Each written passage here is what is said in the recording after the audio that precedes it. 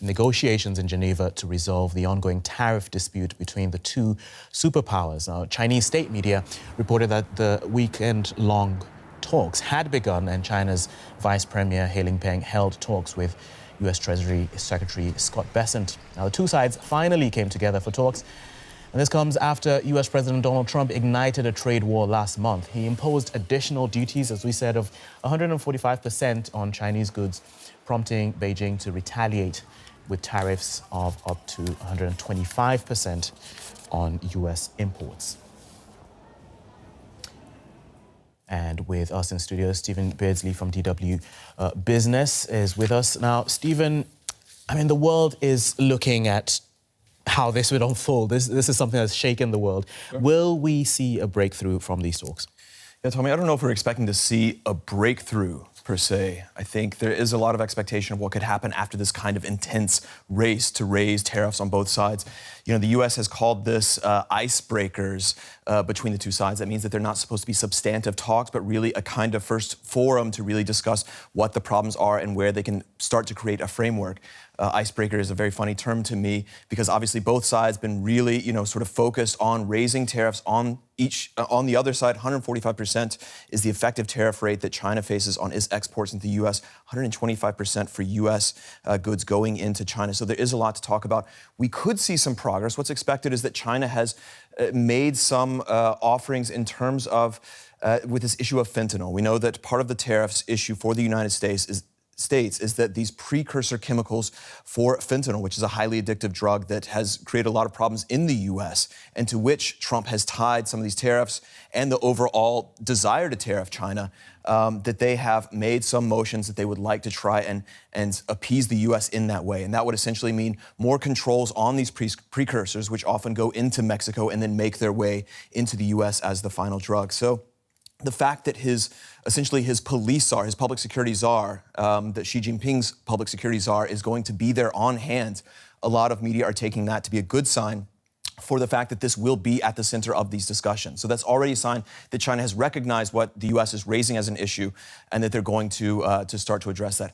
At the same time, we know that the U.S. looks at tariffs on China as something that structurally it believes needs to remain, as far as we know. It says that manufacturing needs to come back. It believes that the relationship is distorted. So it's hard to imagine both sides really walking out, whether here or for some later debate, with a 0-0 kind of tariff deal here, because Washington seems to fundamentally believe that there need to be more tariffs and more difficult trade coming out of China. China believes that its economic policy is really based on exports, and the U.S., of course, the biggest market out there. This is a massive issue that has affected the outside world. What's the best case scenario, I guess, for everyone involved? I think the best case scenario is to hear that there's progress that's been made, right? That there is some sort of framework for later discussions. That would already be a really good start. You know, we heard from Trump last week that he was sort of riffing that 80% feels like a good tariff rate for China instead of 145%. Obviously trying to sort of throw up a balloon there and say, look, we can lower it, that possibility is there.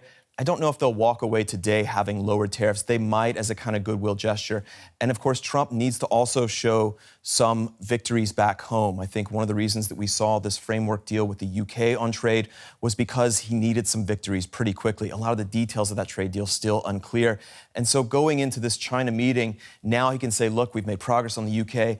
And I would imagine they want to show something is going on here, but both sides also don't want to give in too fast. So China is going to be just as difficult when it comes to making deals, when it comes to agreeing to everything at the forefront, but we might see some inches, being given on both sides. So I think the best possible outcome is a framework for further discussions, maybe some tariffs brought down slightly, but not the full way, and a kind of goodwill gesture, good faith gesture that both sides are willing to talk more. I think that would relieve markets and that would relieve many countries around the world.